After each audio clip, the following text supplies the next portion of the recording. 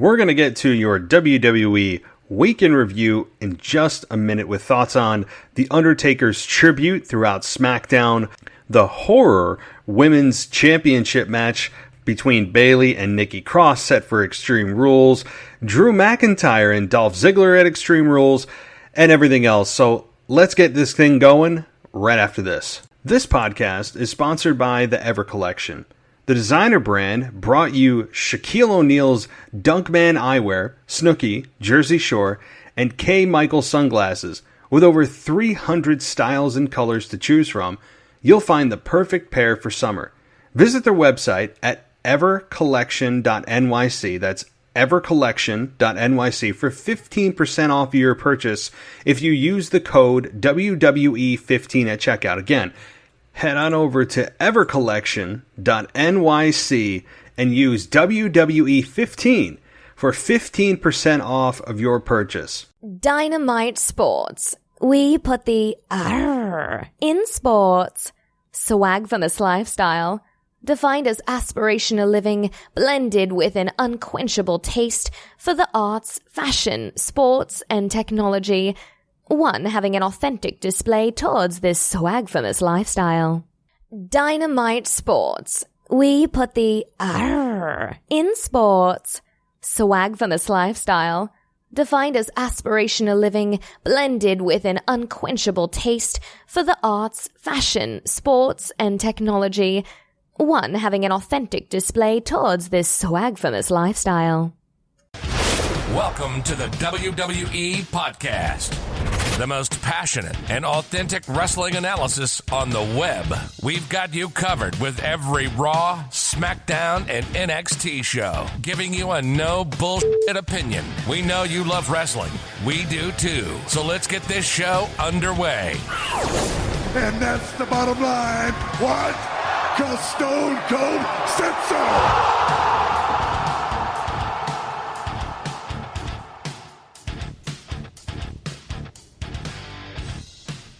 Welcome, guys, to the WWE Podcast on this Sunday, June 28th, 2020.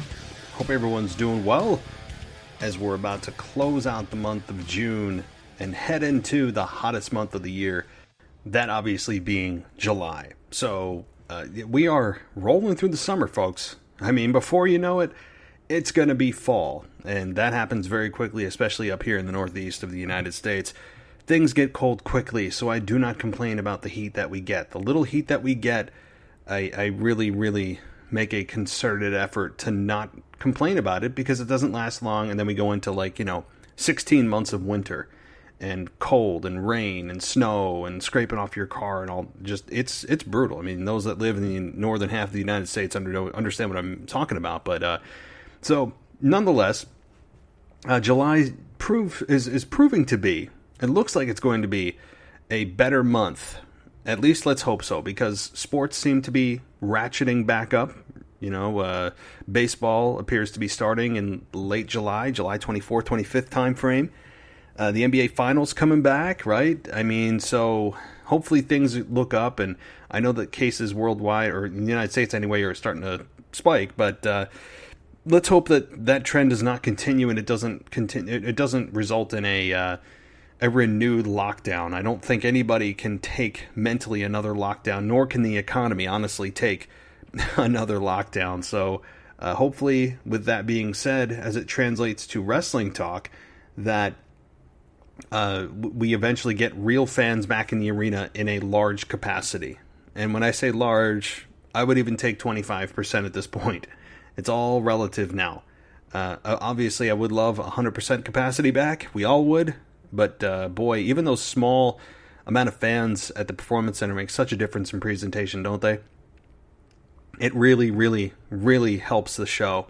It makes it feel like things are coming back. And I don't care if people are in the audience wearing masks anymore. I thought that would be a big deal to me. I don't care. It doesn't matter to me. To me, the fact is that there's noise. There's noise, there's emotion, and there's an immediate reaction to what I'm seeing. That's the key to me. So I don't care from a production standpoint or from a visual standpoint if people are wearing masks anymore. I just don't care. So a lot to talk about today. And I do not have a co-host with me today, so that's okay. I'm running solo, and sometimes these shows are still fun because I get out of here at a reasonable time. I love my co-hosts and all the shows that we do, and but the benefit is that I can get done with this quicker, which means I also can go to bed quicker. So selfishly, this is really the only good thing for me beyond being able to have a co-host. So don't worry, though. Tuesday I have a co-host lined up for the Raw review. Wednesday will be Nostalgia, and then I'll have another co-host, I promise, next weekend. So no worries, co-hosts will be back. It won't be all me. So, all right. Well, before we get, as I said, a ton to talk about with the Undertaker's tribute on SmackDown as a direct result of the announcement, I guess you could call it an announcement, by the Undertaker on his 5th chapter of The Last Ride, a docu-series on the WWE Network that I haven't heard a single bad word about. One of the best things WWE's ever done. Certainly the effort was shown there, and it was captivating, and it was all of the above. I mean, pick your adjective. And with the Undertaker apparently announcing his retirement, which, look, let me just say this up front. The way that it ended, I know that I see, and I continue to be on board that I believe Undertaker's done. But here's the thing. We all know never say never in this business. It's a cliche at this point, and it's a joke with the Undertaker at this point of how many times he's retired. But the Undertaker never flat out said, "Yeah, that was my last match. I'm done. I'm retired." He never said that. He just said, "And this time the cowboy really does ride off into the sunset." He said if Vince needs him in a pinch, would he? Maybe, right? So the door is left open, folks. The door is left open, so why everyone is taking this as written gospel that the Undertaker has definitely done, and even the production on SmackDown seemed to try to suggest that with the tribute show. Obviously, Undertakers do a lot more than just a tribute show, but just be mindful that the way that Undertaker phrased it on his documentary, that if Vince needed him in a pinch, that's the key phrase here. That is the key phrase, that he might. So, and if you think that Undertaker is not going to appear at the 30th anniversary of his debut at Survivor Series this year, I don't know how anybody can miss that. And how WWE doesn't see The Fiend and Undertaker coming face to face, how that interaction doesn't happen is beyond me. And to be honest, that is how I would have The Undertaker go out. I know that it's very poetic in the way that he had his match, like if you want to call it that, at WrestleMania. I understand all of the symbolism, the unholy trinity, which was really just a metaphor for himself as a person, Mark Calloway, the American Badass, and the Dead Man. So it was, I guess, somewhat poetic, and it was produced nicely and all that kind of thing, but it wasn't in front of an audience. It wasn't in front of what the soul of pro wrestling is, and that are fans. So let's hope to God that at this time in November, when Survivor Series rolls around, that WWE is able to bring back at least a 50-75% audience, if possible, and bring back the Dead Man for some kind of angle that leads to a WrestleMania match with The Fiend. There doesn't need to be any physicality, none. So Undertaker doesn't have to risk anything. There's zero risk. It's just, come, let's stare down each other. A declaration is made, and we see where this is going. I don't know how this is not on the radar, or if it is, that it's not executed, and you push Undertaker Mark to say, "Hey, this is the last of this is it," right? How can you not want to end it in front of the fans? Give the fans that moment. So to me, while I still believe Undertaker's done at this moment, that's just it. He's done at this moment. When it starts to get deeper into the summer and the fall, and the layout is right in front of him, and Survivor Series is creeping up, I don't know how you don't pull the trigger. and try to, talk Mark into doing it. It's really a story written for itself, because Bray Wyatt has been defeated by Undertaker in the past. So he has a bone to pick with the Undertaker because he's on this vengeance tour of people who have wronged him in the past. And I will continue to say this because it is extremely important. Remember when Austin was coming back to Raw earlier this year? And in the Firefly Funhouse, we saw the clock say 3:16 and basically Bray say he doesn't have a problem with rattlesnakes. And he went and fixed the clock, and it went to November 17th. That is extremely important to remember. So it went from 3:16 to 11:17. Think about that. I don't know why else they would do that if they didn't see themselves in 9 months from that time. I believe it was early March, or I'm sorry, early January, or so. That you don't pull the trigger on this. So nonetheless, maybe I'm going too deep into this, but anyway, I really don't believe. I think at this moment Undertaker's done, but again, I think Undertaker will eventually have that final match, the final match, and it's advertised as such with Bray Wyatt. I really believe that. I will continue to believe that no matter how many tributes they do, no matter how many interviews they do. I think that Undertaker still wants that final send-off in front of the fans. So I'll continue to be in the minority of thinking that. So, alrighty. Well, with all that being said, we have a lot to get to, as I mentioned earlier in the show. But before I do, well, let's get another voice on the show, right? And I always encourage you to send in your voicemails to me, and that's exactly what one of our listeners did today. So we'll get to that, and you can also send in your thoughts or questions or anything you'd like to get on this show, and it's at realwwepodcast@gmail.com. realwwepodcast@gmail.com. You'll get on the show just as you're about to listen to in a moment, and I'll answer your questions or respond to your comments or rants on the air live. So with all that being said, let's get to Mr. Curtis Buck, who has some comments. Hey, Matt. Today I wanted to get your opinion on Sheamus possibly winning the Intercontinental Championship before he retires. Because I know he's 42, and in that age bracket, they're usually winding down their career around that age. And Sheamus is my all-time favorite wrestler, and Intercontinental Championship is my absolute favorite title in all of WWE. I own the white strap belt and then the original Attitude Era belt with like the oval looking one. But anyway, I just wanted your opinion. If you think he'd ever win the IC title before he retires, he said it multiple times. He's came back and he really wants to win that title more than anything right now, honestly. And the thing is, Sheamus, he's done it. He's done it all, right? And this is the last thing he needs. And I truly hope he gets the IC title, whether he's a heel or a face. I just want to hear your opinion on it, because everybody's saying he should, and it make a lot of sense. And then he can win the IC title, hold it for around 6 months or so, maybe longer, hopefully. And then when he loses it, he could, start going to the sunset of his career. That's just my opinion. I'd like to hear yours, like I said. And anyway, thanks, Matt. Hey, Curtis. So thanks for your question. And I have to say, you're probably the first one to ever say to me that Sheamus is your favorite wrestler, and so that's cool. I mean, because no one's ever said that to me.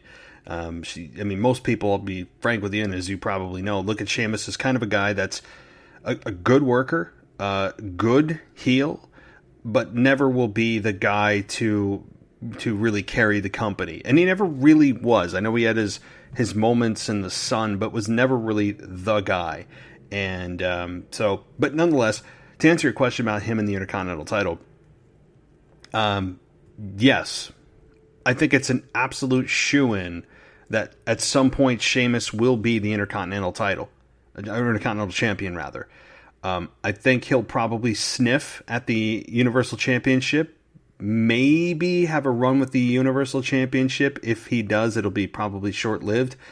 But I see him right now, and as you said, he's kind of on the tail end of his career, assumingly, although he's in probably the best shape of his career, so there's also that to think about, that Sheamus is probably going to become an Intercontinental Champion. Very likely, I would say. It's not even possible. I think it's very likely. But the thing is, I don't think it's going to happen right now. Why? Well, AJ Styles is champion. So if AJ Styles is champion, it's very unlikely that Sheamus would be the one to take it off of him, because you have heel versus heel. The only way you could do that is if you put AJ Styles in some kind of fatal four-way or triple threat, where Sheamus ends up pinning the babyface in that match to protect AJ Styles, and that's how you get a heel-to-heel transfer.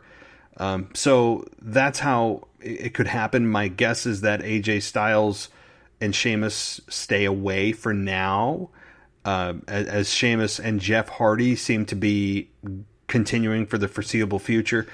Sheamus right now is locked in with Jeff Hardy, probably going to stay there for a while, but eventually will get to the Intercontinental title, probably by the end of the year, and have a long run with it. I think that he is deserving.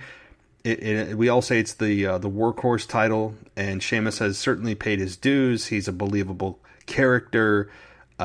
He is, again, in the best shape of his career. So Sheamus, yeah. And I'd love to see it, because I think he'd make a great heel champion. So, again, though, with the heel-to-heel transfer, triple threat or some kind of multi-man method only, if you're going to do this quickly. If not, it's going to have to be AJ who's going to hold on to it probably for a few months more, and then drop it to a babyface who's going to hold it for a while, and then you get to Sheamus. So this could be maybe even to 2021. But to answer your question, yeah, definitely Sheamus will be Intercontinental Champion in the next, I'd say 6 to 12 months. All right. With all that being said, let's roll into what's happening this week, and let's get into it, because I think it's important. And the biggest thing is what I saw last night on SmackDown, or 2 nights ago on SmackDown, rather, which was the Undertaker Tribute. And I know that it's been woven throughout the show. They did the Boneyard match with AJ Styles throughout the show. That was a nice touch, and having some of those feedback from each of the top legends like Triple H, and from Shawn Michaels, and from Edge, and from Stone Cold. Everybody's take on the Undertaker is nothing but respect, and the bar that he sets. Batista's comments were particularly real, and Batista is a character that, if you guys remember back with the Undertaker, I mean, he had some great battles with the Undertaker. I mean, it really, really helped push Batista to that next level. So I enjoyed the tribute. I thought it was well done. And yes, we had Baron Corbin come out and start to really berate the Undertaker and start to talk bad about him, and really give it to him, and talk about how he is not going to thank him. And that he basically kissed the McMahon's family's ass for 20 years to stay where he was. And at that point, I'm thinking, okay, there's a gong, right? There's got to be a gong. Where's the gong? At least Undertaker could be there to deliver a choke slam. Nothing. I mean, it was radio silence until Jeff Hardy comes out and ends up shutting up Baron Corbin, who ends up in the main event for that night. And it was Jeff Hardy versus Baron Corbin for the main event. And in the main event with Jeff Hardy and Sheamus, I mean, it was fine. I don't know why everyone had to come back out to ringside. I guess to see up close and personal, everybody watch Baron Corbin get what he's got coming to him for the comments he made about the Undertaker. It's weird seeing the wrestlers chant fans' chants. And what I mean by that is, when the wrestlers were standing at the beginning of SmackDown on the ramp chanting "Thank you, Taker," as if like, okay guys, let's all chant this now. No, the chants are done by fans. Don't try to manipulate a chant being done. If the fans feel like chanting "Thank you, Taker," they'll do it, right? I mean, it was a very force-fed chant, and absolutely deserving, but that's not the point. The point is it was just kind of like almost a mandated chant, a WWE-created chant. Stop it, right? I did not like that. I don't like when the wrestlers do that. It's just not my thing. It's very exposing of the business. But again, we had in the main event with Jeff Hardy and Baron Corbin. Jeff Hardy got his win here, and it was against Baron Corbin, who, man, are they ever going to let this guy build heat? Are they ever going to let him build heat? And I'm not talking about build heat for an hour, run his mouth and then get it shut. I'm talking about build heat for weeks, months. Can we please get Baron Corbin to a level where you just can't handle it anymore and you need someone to just come up and slap the taste out of his mouth and finally defeat him? How is Baron Corbin supposed to get to that next level when he continually gets beat? Continually. He can't even build heat for a single show. They have to blow it off in the show. I mean, you couldn't even have Baron Corbin run down The Undertaker at the beginning of the show without having Jeff Hardy come back or come down to shut him down, basically. I just think they have a missed opportunity here with Baron Corbin. They recognize his mic skills. He can cut a good promo, very good promo, good to very good, and he's certainly got the look that he's got a very dislikable look naturally, and they just can't help themselves. I'm a big believer of building heat for the big blow off. Not every time. Again, this is not every single formula for every program. No, but it's consistent with Baron Corbin that they do not and just don't have the patience for building heat. Are they worried the fans are going to get angry? Well, good. That's the point. That's the point, right? You want the fans angry. You want them to be angry and see somebody come around and just kick the nuts off him, right?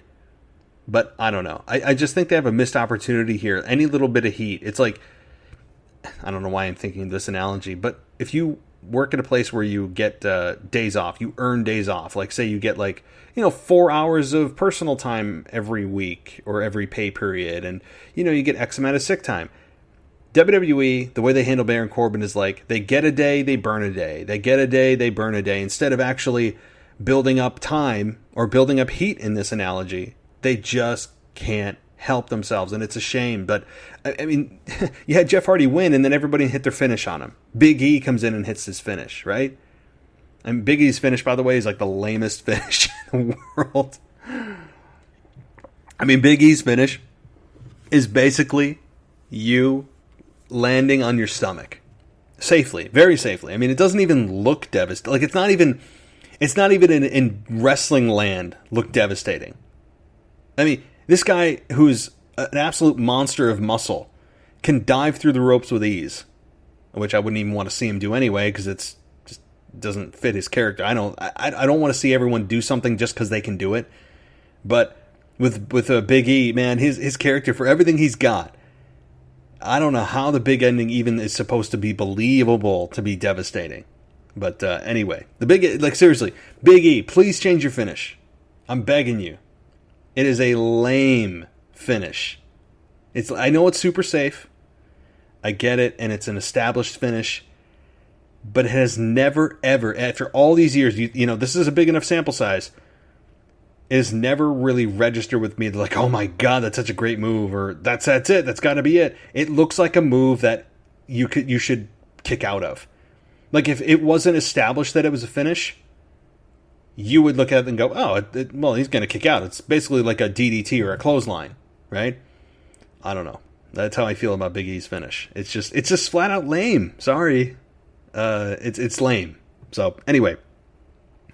That's my thing on Baron Corbin and with the heat. But moving on here to Nikki Cross. I know I'm covering SmackDown a little bit, and by the way, you can hear our full SmackDown review from our awesome co-hosts of Brian and Greg, who cover SmackDown and get it up every single Saturday. So check that out if you want a full detailed review on SmackDown. But Nikki Cross ends up getting the victory for being next in line in a fatal 4-way for Bayley's just impossible to beat championship, right? Bayley's on fire. I love the fact that they put her and Sasha on commentary every week. It's growing on me. And Nikki Cross gets the victory, ends up rolling up Lacey Evans, who hit a woman's right and was going to go for the pin, assumingly win, and Nikki Cross just took advantage. Gets the, as I told you guys, the devastating, that damn roll-up just comes out of nowhere, doesn't it? I mean, it's the most devastating move in the history of wrestling is that roll-up. It's amazing, isn't it? So Nikki Cross gets the victory. She finally gets a one-on-one championship match with Bayley. And, you know, it's interesting. You know, whenever Nikki first won, I said, no way Nikki's going to win the belt. It's just kind of a shoo-in. It's a way to create new matchups. But I wouldn't put WWE or put Nikki Cross past winning here at Extreme Rules. And the only reason I say that is because I think Nikki Cross could have an interesting interaction with Alexa Bliss.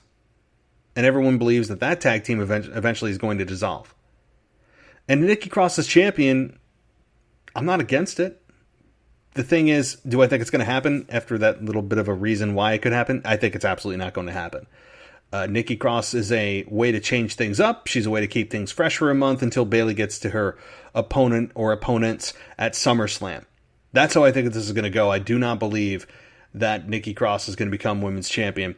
And I don't think she, out of all people, will be the one to dethrone Bayley, who's on a 280-day run or whatever it is of SmackDown Women's Champion.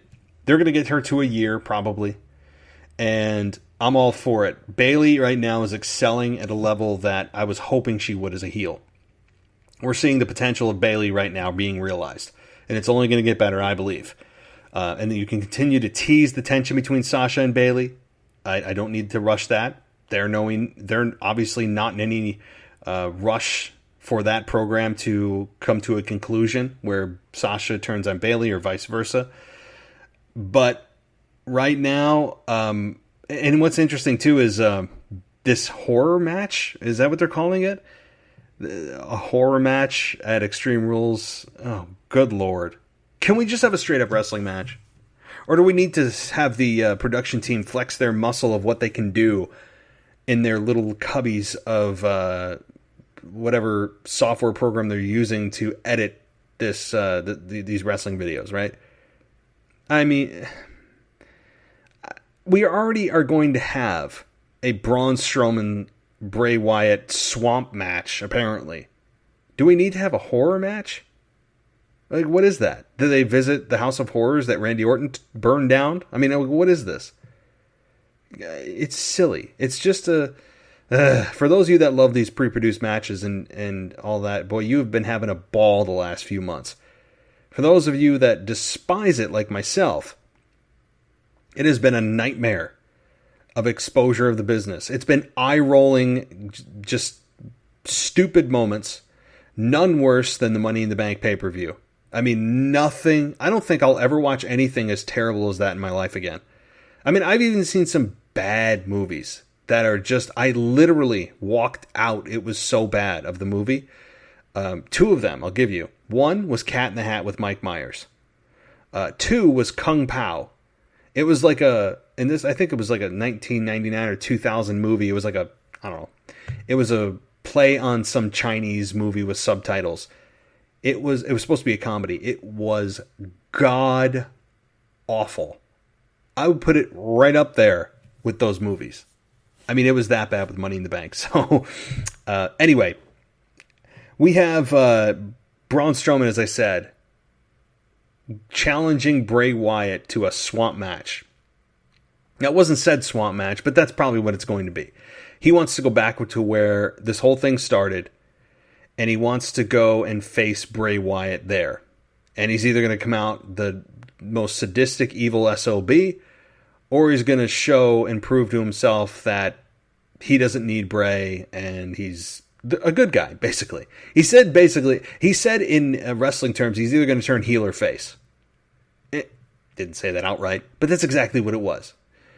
And I have to say, this was probably Braun Strowman's best promo he's ever cut in his life.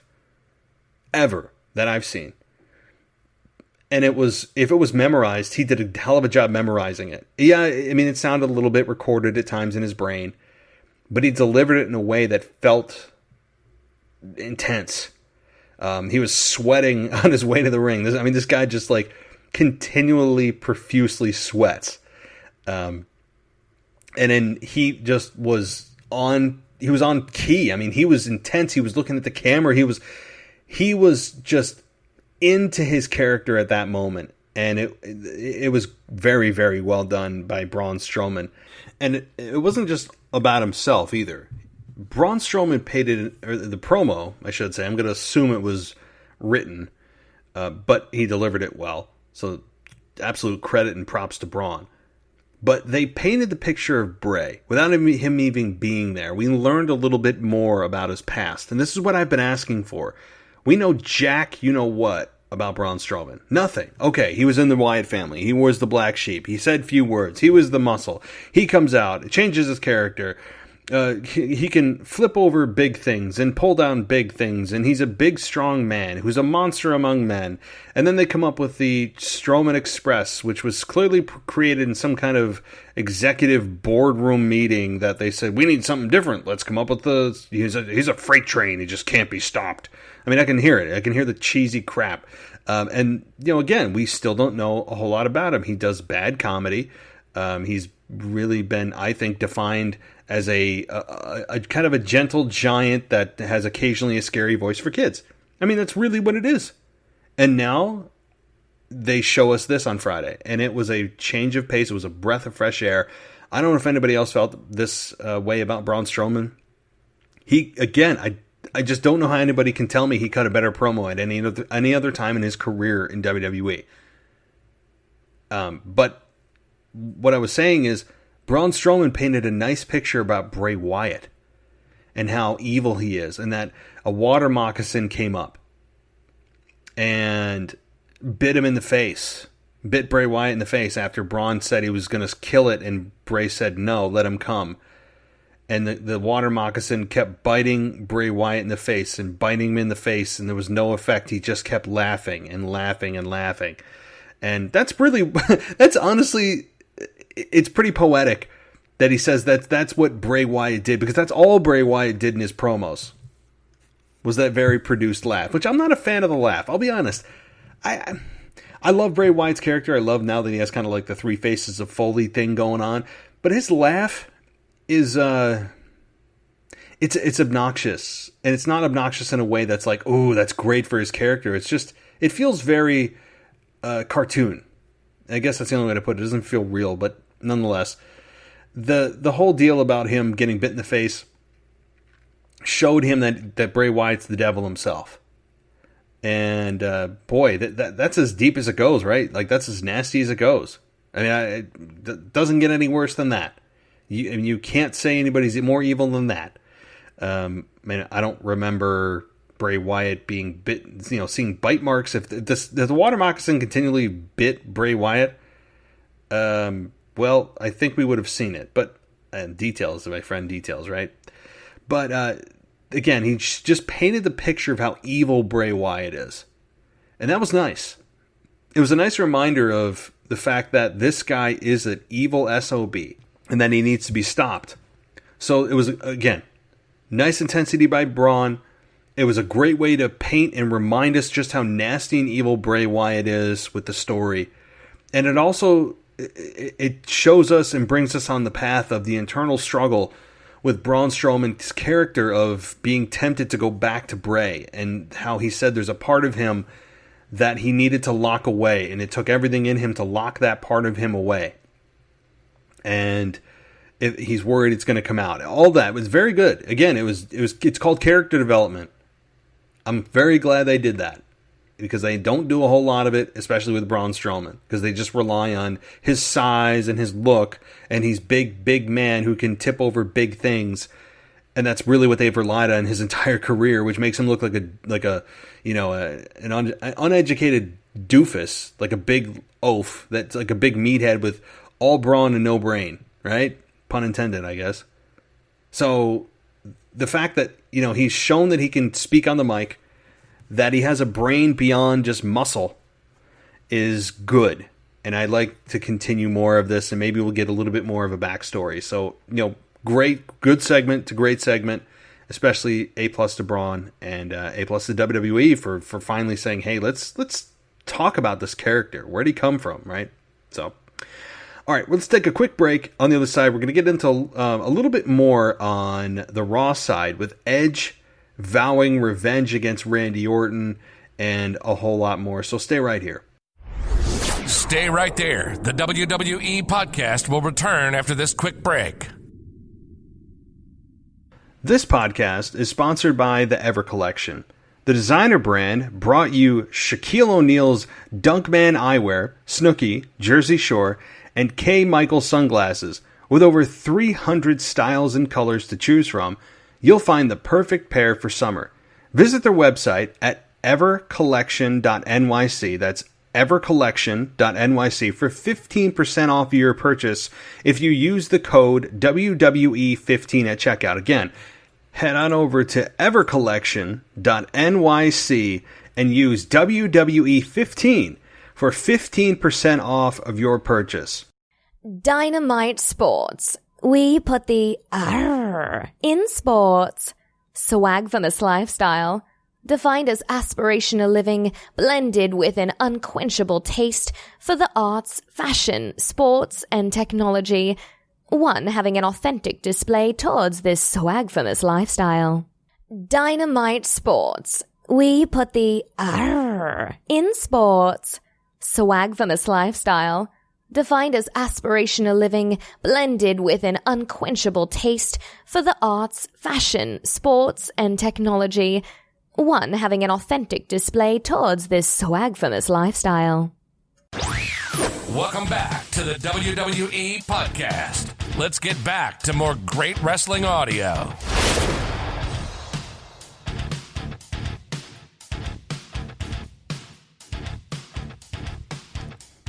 All right, let's get to it. And I think the highlight for Monday Night Raw, if we're going to segment this from SmackDown and Raw, is the Edge segment.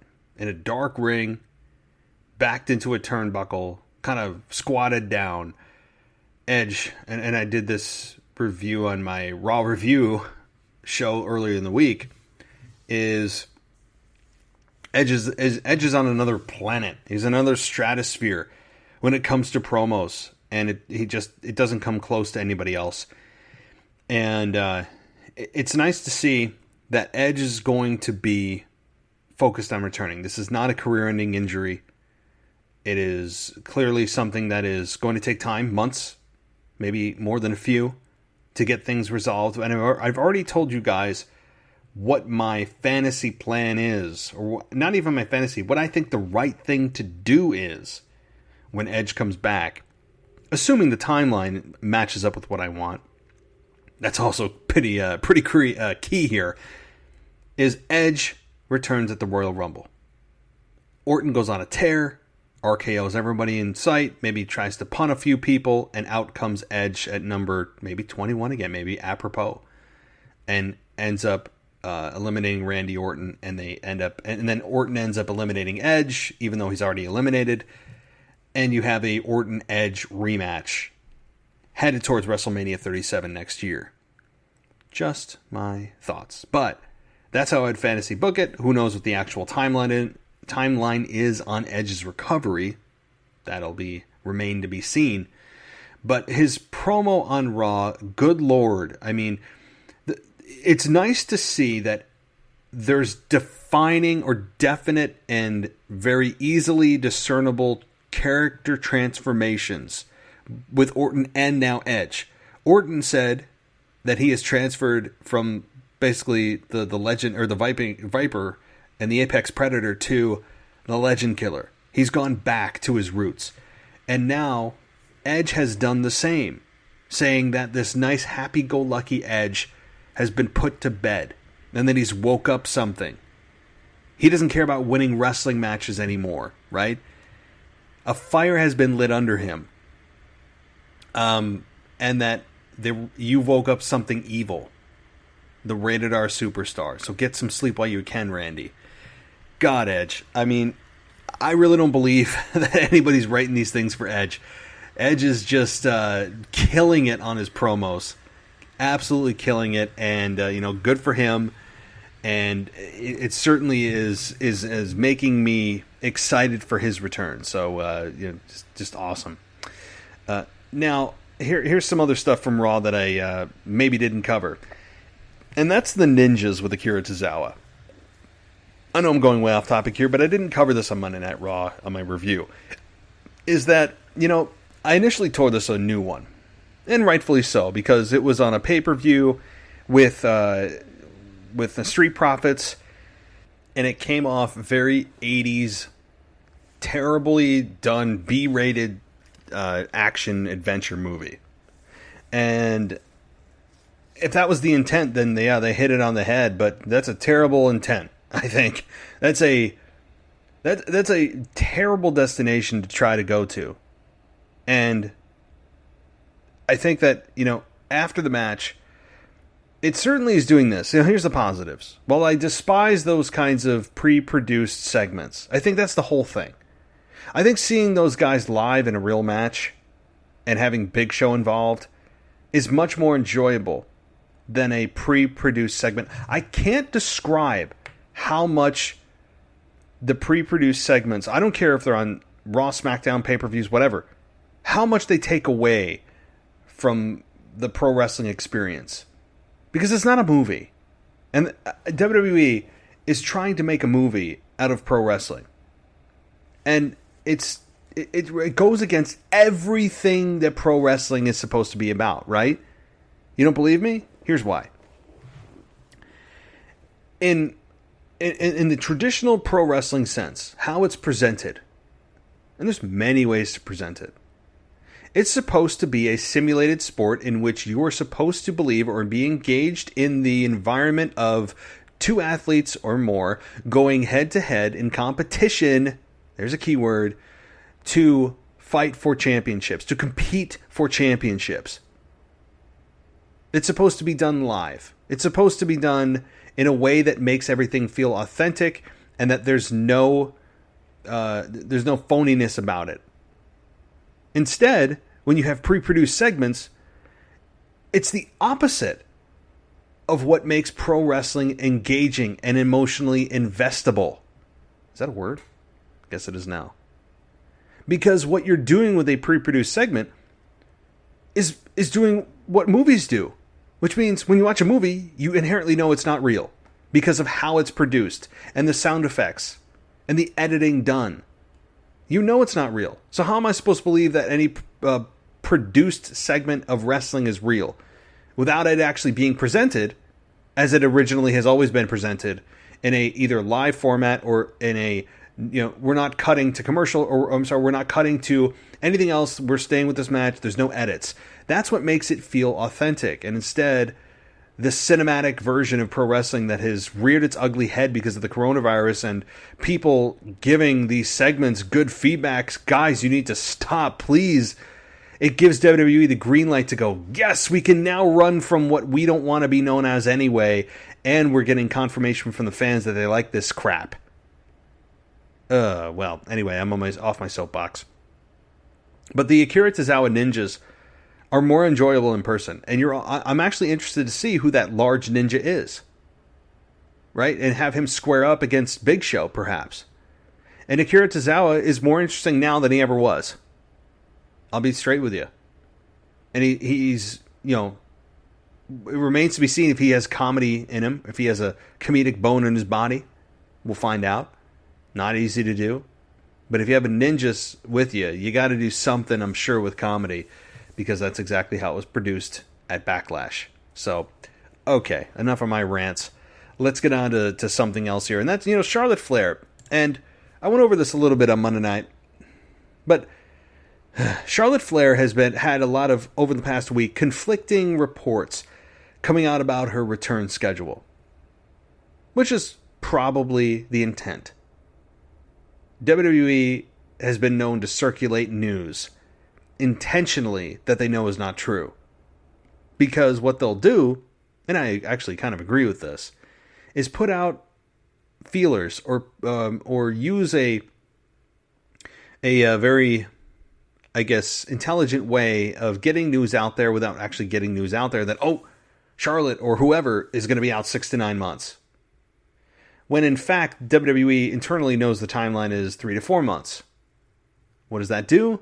That creates excitement when that person's perceivingly comes back early because it was unexpected. And oh my God, they're superhuman. They were supposed to be out 6 to 9 months. Oh my God, right? John Cena, when he had his pec torn off of his body, or off of his, wherever the hell your pec attaches to. I'm not a physiologist. And he came back at the Royal Rumble. And when he came back at the Royal Rumble and eliminated Triple H, everybody, I remember that. At Madison Square Garden, he came in at number 30. And everyone, I didn't expect him back, but WWE internally knew that he was coming back a lot sooner. Except they put out that it was going to be out for many, many months. It's smart. It's a smart business. Because then you've kind of put that person out of your mind. And then when that person comes back early again, it's exciting. You're like, oh my God, that's great. They're back in half the time or whatever it may be. So I think that's what's happening with Charlotte. We're seeing the conflicting reports. I would anticipate she'll probably be back in time for SummerSlam. So that way we aren't going to be fooled. But she could be back, or as late as maybe Rumble, right? That's the latest that I've seen, anywhere from SummerSlam to the Royal Rumble. So, honestly, however long she's out, it's a nice break from Charlotte. It's a nice change of pace from Charlotte Flair being involved in every single title opportunity. In the main event segments of women's shows, she's just saturated throughout WWE, and it's exhausting. So to have her just now captured on Raw is nice, because she's no longer NXT champion, NXT women's champion, so she can no longer float between brands. So that's a good thing, because I think we've all had our fair share of Charlotte Flair. And it's good. It's nice timing that if she is out for a couple of months to SummerSlam, even that long, will be a nice reprieve. It's all about absence makes the heart grow fonder. That is true in life, in art, really any facet of life. And this is a great thing for Charlotte's career, I think, because we all need to just take a break from Charlotte and the Queen. We bow to the Queen. Every promo ends, you'll bow to the Queen. Has one person actually bowed to the Queen? Has anybody actually bowed to Charlotte Flair? Or is that just a metaphor for, I'm going to beat you? Right? Okay. And honestly, I don't even know what she is, because they defined her as a heel originally. She went to babyface, back to heel, babyface. Then she went to a heel for a while, becomes champion, NXT champion. Now she kind of just defaulted back to babyface because of Nia Jax, I guess. Right? I mean, if she's facing Nia Jax, I'll cheer for Charlotte, because I despise Nia Jax. As a character, she is just, I want to see somebody, demolish her. So, anyway, great thing for Charlotte, great thing for the women's division, to have, the women say, hey, Charlotte Flair's not going to be engrossing in on our main event segment here. Let's make the most of the time that she ain't around. And that's what I would do. Boy, it's going to be great. Just take a breath. Take a breath from Charlotte Flair. I think I just did. All right. And the Big Show's back, as they kind of pick and choose when they want to bring him back. And it's a nice nostalgic moment when he's there. I don't really have a whole lot to say about Big Show. He's a professional. He knows how to still cut promos. He's the angry giant now. Everyone's going through these evil transformations. Think about this, right? Big Show said he's not going out as the happy giant. He's going out as the angry giant. You have Braun Strowman teasing he could go back to the evil SOB. You have Bray Wyatt going from the Firefly Funhouse character into the swamp cult leader that is apparently the devil himself, right? You have Edge going back to the rated R superstar, who he mentioned was evil. You have Randy Orton saying he's no longer the Apex Predator, he is now the Legend Killer. I mean, that's 5 people going through the same transformation at once. Think about that. I don't know. I mean, I guess it's coincidence. I don't see any need for these to be actually tied together. It's just interesting that it's the same thinking of character transformations into the evil version of themselves over 5 different stories or 5 different characters. it's just weird. But anyway. And Ric Flair. It's always good to see the Nate. I don't think that 70-year-old man will be taking a bump. Very unlikely. McIntyre and Ziggler. I mentioned this again on Monday Night too, but McIntyre and Ziggler, it feels a little bit like Nikki Cross and Bayley. Meaning he's nothing more than a stepping stone to get him to Lashley Part 2 at SummerSlam, or maybe Brock Lesnar Part 2, or maybe both at once in a triple threat for the WWE Championship at SummerSlam. So, Nikki Cross and Dolph Ziggler are very similar in their roles for Extreme Rules. They can put on a good match, but they're not here for a long time. They're just here for a good time. That's essentially what they are. They come in, they do their job, they have a solid match, and they leave. And they go back into the placement that they've always been in, which for Nikki is just kind of Alexa's in Alexa's shadow. And for Dolph, it's, honestly, who knows? Maybe he can go back to Kofi saying it should have been him. I don't know. Maybe he can go back to screaming to Miz for over the IC title. I mean, I don't know where Dolph Ziggler goes with this. But I mean, the thing is with him, and WWE knows that they can plug and play with him anywhere. Dolph Ziggler is a master in the ring, and they know this. That's why he's there. He's not there because of his character. Dolph Ziggler's there because he is a master in the ring. So, all right. Well, that is really, I mean, there are some other things going on. We haven't seen, honestly, it's kind of disappointing. We haven't seen the hacker lately. I don't know where he's at, so maybe he'll pop up in the near future. It's always interesting when you see him, something's about to come up. That's really, I mean, the Iconics are in the tag team division, and I was hoping they'd have more of an instant impact. They have not, at least not to this time yet, but we'll see. I love the Iconics. To me, they are one of the most underrated teams in the women's tag team division, of which consists of, like 3 teams. I know we're including NXT, and I forget to include NXT in that, but it's a sad state of affairs in the women's tag team division. It just is. So, this is an interesting time in WWE, and largely I have enjoyed their product. I really have. And they have done a lot of good of progressing storylines over the last couple of months than I thought they would initially with this coronavirus era that we're in and the lack of fans. So, I give them props for moving things forward. I still don't want to see whatever aces they have up their sleeve. Meaning, until the fans are back, I don't want them to pull out a Ronda Rousey or pull out a CM Punk. Or anybody. I mean, they should have never brought Austin in on 316 Day. It was just a damn shame to see him come out with no reaction. It's a crime. I mean, somebody should be charged or fined, right? So I hope that they have some aces up their sleeve that they decided to hold off on because of the fact that this is a very exceptional time. So that's what my hope is, and I would too. I mean, I wouldn't present my best things or my my top game into an audience that doesn't exist. All right. So anyway, that's what I have to say about this week. I know that there's a lot of other little things, guys, like Apollo Crews, who's the United States champion. Could he be going heel? Could he be joining MVP? I think that's a real possibility. There's just a lot going on. And yes, Apollo Crews and Dominic and Seth Rollins, who have all been doing exceptionally well. I've really, really enjoyed the whole Dominic and Rey Mysterio and Seth Rollins and his disciples type of story.